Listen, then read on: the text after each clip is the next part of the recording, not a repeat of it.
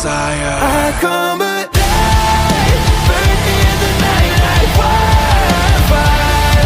Following the venom, following the stars. Swear I will fight until I run out of bury my love. Fighting for the ones that are lost in the heart. Oh, I know it's hard to see the end.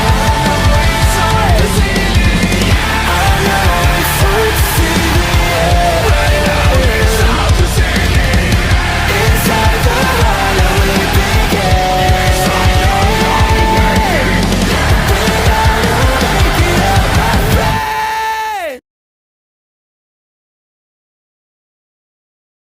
Hello, everybody!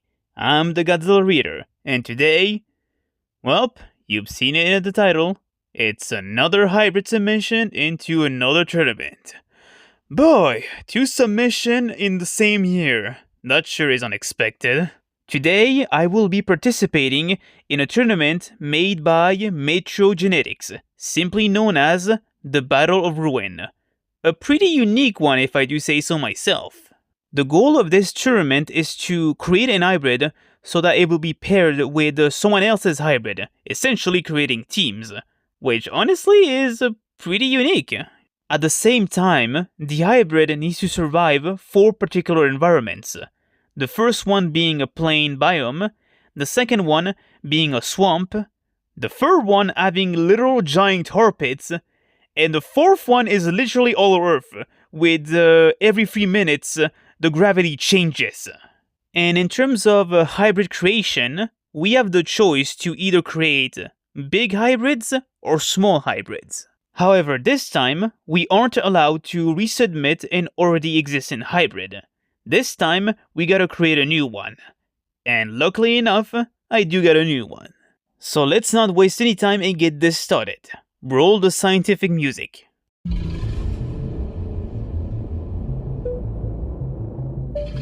Okay, so, for the main genome, what type of animal will I use? For that, I will use one of my most favorite extinct animals so far, that being the Tasmanian tiger. Now, I know what you must be thinking. Why the Tasmanian tiger out of every animal out there? Well, aside from the fact that it's one of my favorite extinct animals out there, I chose it because I feel like the Tasmanian tiger definitely needs more respect in terms of its utilization, because I don't think I've seen anyone use it in terms of a main genome or even one of the contributors. So, might as well do it, and I guess be the first one to make a Tasmanian tiger hybrid. Now, in terms of what the Tasmanian tiger contributes, it's not much, and it's something that we'll see more with the other contributors. But so far, the Tasmanian tiger has the widest gape of any known mammal so far. In fact, their jaws could open to nearly 90 degrees, which is pretty impressive. And according to a 2005 study, it is said that the Tasmanian tiger has a high bite force quotient of 166. Another ability, but this one is more speculative, is the ability of the Thalassine being able to stand up on its back legs while also using its tail to help it stand upright. Like I said, this one is mostly speculative, but considering that the Tasmanian tiger was a marsupial, and the fact that it was most closely related to kangaroos than any dog out there, it's safe to assume that it would be able to do that. And speaking of dog, given its very dog-like appearance, it's also safe to assume that the Tasmanian tiger also had a great stamina when hunting for prey, like wolves or any sort of wild dogs. And that's pretty much all I have to say regarding the main genome of the hybrid. Now it's time to upgrade this Tasmanian tiger. And of course, that means that we're going to take a look at the other genomes. And the first thing that we're going to take a look is size. The Thalassine is said to have a body length of either 85 or 130 centimeter, with a height of 60 centimeter, and a weight that varies between 15 kg and 30 kg. So essentially, the Tasmanian tiger is a medium-sized animal, although it's still in the pretty small side of the sector in terms of animals. I mean, heck, this animal is much shorter than a dingo. And by the way, dingoes back in the old days outcompeted Tasmanian tiger in Australia, causing him to go extinct in that country. So for this, we're going to take a canine for the size. And well, for this part, there are a lot of candidates. However, the one that I'm picking is arguably speaking the largest canine to ever exist. And that canine is none other than dire wolf. No, not that one. This one. Doesn't take a genius to do a little research, because despite the name, dire wolves aren't actually wolves. They're actually much more closely related to jackals. And also, they looked much more different than what you expect from a wolf, of course. However, the most notable thing about direwolf is their size. Direwolf would have had a shoulder height of 38 inches and a body length of 69 inches. And regarding weight, depending on which variant of direwolf we're talking about, the Gwyldai variant weighed on average 60 kilograms, while the Dirus variant was on average 68 kilograms. So for this one, we're going to take the Dirus variant, as I believe this one is the most common of the dire wolf that we know from North America, and also because it's the largest one that we know. So right off the bat, size has been upgraded with dire wolf. However, let's see what we could upgrade next. Like, for example, let's upgrade those teeth, using the next genome, that being the Grey Wolf. The Grey Wolf has some pretty sharp teeth, if I do say so myself. Wolves have front incisors that help them nibble small pieces of meat off bones, sharp carnassial teeth that act like scissors to shear meat away from the bones, and molars at the back of the mouth that are designed for grinding and crushing. That being said, the teeth isn't the only thing that we're taking from the Grey Wolf. We're also gonna take its stamina. As you already know, wolves are the best marathon runners in nature, being able to run up to long distances to catch their prey, as well as run long enough to not get tired already. And on top of that, wolves are also pretty adaptable to cold and hot weathers, with them growing a seasonal coat depending on the season. Now, looking at the environment of this tournament, it seems like it's gonna be pretty hot and chilly. So, from the looks of it, I don't think my hybrid needs to grow a seasonal coat adapted for cold weather, since looking at what we are shown, it seems to be pretty hot. Though to be fair, the temperature isn't really specified in this tournament, so all of it is just speculation at this point. Now, even though the Grey Wolf is pretty adaptable to hot temperatures, given that we have no idea how hot these environments are, I think it's best that we pick another genome that is pretty adaptable to hot temperatures, as well as not suffer from extreme heat. And for that, the next genome is gonna be the African Wild Dog. These guys are the ultimate survivor in the hot African savanna. African wild dogs can go for long periods without drinking water, which is pretty impressive. And regarding a resistance against hot temperatures, they rely on their larger ears and panting to dissipate heat and regulate body temperatures. So for that, we're going to take those large ears, which will help our hybrid to resist against hot temperatures. And at the same time give the hybrid better hearing. Given how large these ears are, it's safe to assume that African wild dogs have a good sense of hearing. Another thing that the African wild dog will provide is its social aspect. Now, while technically speaking, wolves could have also provided that since they are also social, African wild dogs are more advanced when it comes to it, which is also something that is noted when hunting as a pack. Their hunts are coordinated, which implies excellent teamwork, and that's something that we're going to take into account, since all of our hybrids are going to be randomly put into a team. So, logically speaking, I need something that can help the hybrid at least work on a team with another hybrid. And at the same time, there also has been cases of African wild dogs actually befriending other animals, like hyenas and jackals. Though of course, these cases are mostly based on certain circumstances that the animal finds himself into. Although a lot of that could mostly also be applied with how smart these animals are. And that's pretty much all the African wild dog will provide for the hybrid. However, there's one more thing that we also need to take into account, and that's durability. Since I'm going to assume that my hybrid is probably going to be the smallest hybrid in this entire tournament, because I feel like some people will still go ahead and pick the large megafauna. So for that, the next genome is going to be an animal that isn't exactly a dog, but is pretty well known for its hard and durable skin. So, please welcome the one and only honey badger. You know the gist? The honey badger has a very durable skin, which makes it almost impossible to pierce it. But it's not just that, its skin is also loose, which means that at the moment that the honey badger is being attacked, it can literally turn around and bite back its attacker. The honey badger would definitely provide excellent durability for our hybrid. Now for the next genome, and admittedly this one was mostly used for aesthetics, as it is none other than the red dhole, aka the Asiatic wild dog. Like I said, the dhole only provides aesthetics, giving the hybrid its beautiful red coat along with the black coloration on the tail. And that's pretty much all I've got to say for this genome. And it was at this point that I thought I was done until I realized something. Out of all of the environments of this tournament, only one is a combination of land and water, that being the swamp area. And this one has a 50% of land and another percent being of water, and this water can range from 5 to 30 feet deep. Now, given the dog-like appearance of the Tasmanian tiger, it is safe to assume that perhaps the thylacine could swim in a similar fashion to dogs, basically doing the doggy paddle.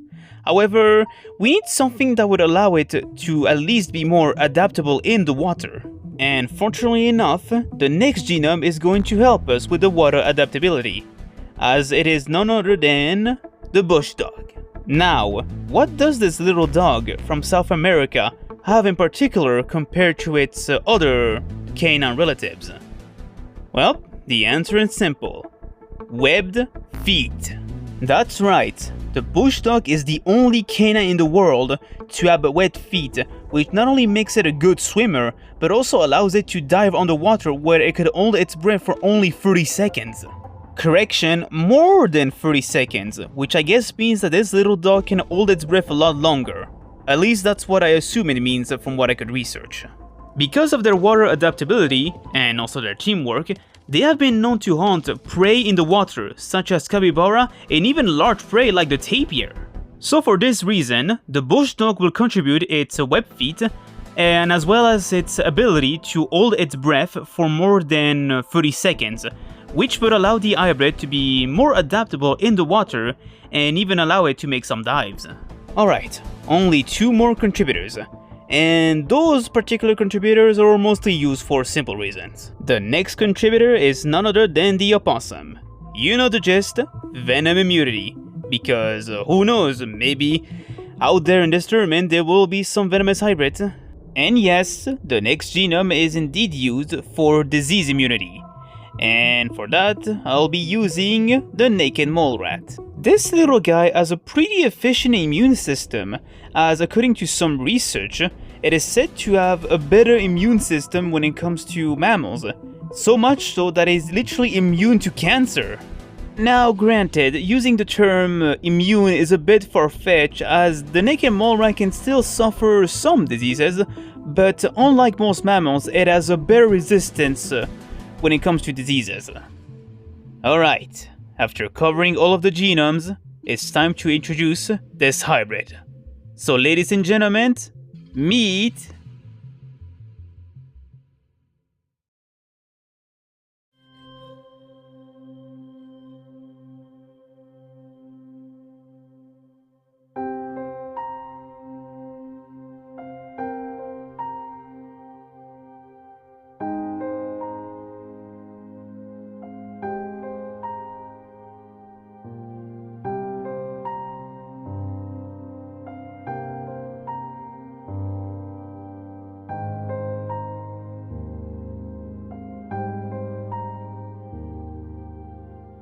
Thylacinus supervivendi, which means the thylacine of survival. But you can call him Benjamin, named after the very last specimen in Hobart Zoo. Having a height of 38 inches, a weight on average 68 kilograms, and a body length of 85 to 130 centimeters with a tail of 28 to 65 centimeters, which I could be easily wrong because I'm not good at math, but only time will tell. But this would essentially make Benjamin not only around the same height as direwolf, but also much taller than the original Tasmanian tiger. In fact, Benjamin is arguably speaking the largest marsupial carnivore to ever exist. Of course, there's more than just the Tasmanian tiger and direwolf to the hybrid. For once, it has the sharp teeth of the grey wolf, along with its stamina and seasonal coat for hot and cold temperatures. The African wild dog for the large ears, which helps for better hearing, as well as regulate body temperature in case Benjamin finds himself in extremely hot areas. As well as provide its social aspect for the teamwork, given how advanced African wild dogs are when it comes to that compared to wolves. And also that could also explain cases of them befriending animals of different species. The honey badger provides its durable and loose skin, the dhole its beautiful red coat, the bush dog its webbed feet, which gives Benjamin water adaptability as well as the ability to hold its breath for more than 30 seconds, the opossum for its venom immunity, and the naked mole rat for its disease immunity, or elite resistance when it comes to that. So yeah, this is Benjamin, my Tasmanian tiger hybrid, who I will be submitting to the Battle of Ruin.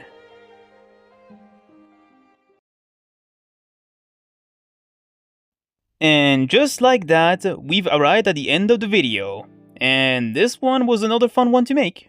Though, to be completely honest, I didn't expect to make a video on the more newer hybrids instead of the old ones that I still haven't introduced yet. Though I guess based on circumstances, I guess it was the way it is then. Though if you follow me on other socials like Blue Sky, Tumblr, Twitter, and DeviantArt, you may already have an idea on what these other hybrids look like.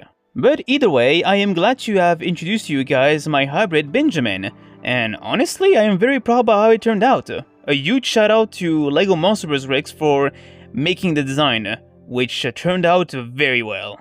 As you may have noticed, Benjamin was one of our more simpler hybrids, as unlike Basilisk or Isius, he isn't exactly a giant, and the reason for this is because I am mostly now focusing on making more medium-sized and smaller hybrids, mainly because giant hybrids are a bit complicated to work out. I mean, granted, even though I still managed to make Basilisk and Isius, and also the Orca hybrid, either way, at some point it will get even more complicated, and honestly, I kinda wanna change up a bit and not just make giant hybrids.